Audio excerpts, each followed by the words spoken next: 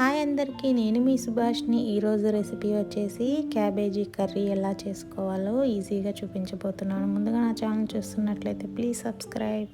ఇలా చిన్న క్యాబేజీ గడ్డను తీసుకొని ఇలా చిన్న చిన్న పీసెస్గా కట్ చేసుకొని ఉంచుకోవాలి.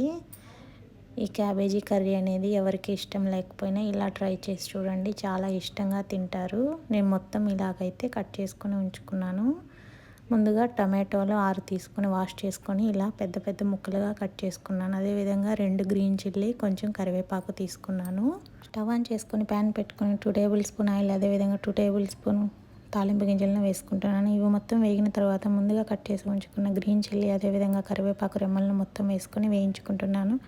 ఇవి వేగిన తర్వాత ముందుగా కట్ చేసి ఉంచుకున్న టమాటో ముక్కలను, అదేవిధంగా కొంచెం కల్లుప్పును కూడా వేసుకొని మొత్తం కలిసేలాగా కలుపుకుంటున్నాను. ఇలా కలిసిన తర్వాత క్యాప్ పెట్టి ఒక 5 మినిట్స్ పాటు ఉంచుకోవాలి. 5 మినిట్స్ తర్వాత చూస్తే ఇలా మగ్గిపోయి ఉంటుంది టమాటో అనేది.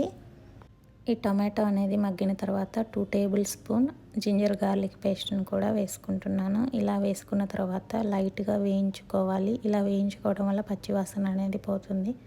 ముందుగా కట్ చేసి ఉంచుకున్న క్యాబేజీని, అదేవిధంగా రుచికి సరిపడా సాల్ట్, చిటికెడు పసుపు కూడా వేసుకుంటున్నాను. అదేవిధంగా 2 table spoon red chilli powder కూడా వేసుకుంటున్నాను. 1 టేబుల్ స్పూన్ ధనియా పొడి, అదేవిధంగా 1 table spoon garam masala powder కూడా వేసుకుంటున్నాను. ఇవి మొత్తం కలిపేసి 5 మినిట్స్ పాటు అలాగే వదిలేయాలి. 5 మినిట్స్ తర్వాత ఇలాగైతే వస్తుంది. ఇప్పుడు కొంచెం 1 గ్లాస్ వాటర్ని వేసుకొని మొత్తం కలిసేలాగా మిక్స్ చేసుకుందాము. ఇలా మిక్స్ చేసుకున్న తర్వాత ఒక 10 మినిట్స్ పాటు ఇలాగే క్యాప్ పెట్టి ఉంచుకోవాలి.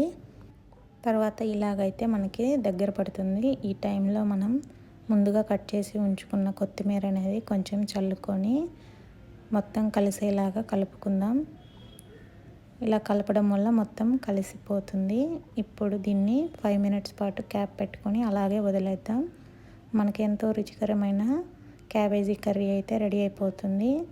ఈ కర్రీని మనం రైస్లో, అదేవిధంగా చపాతీలో తీసుకుంటే చాలా టేస్టీగా ఉంటుంది.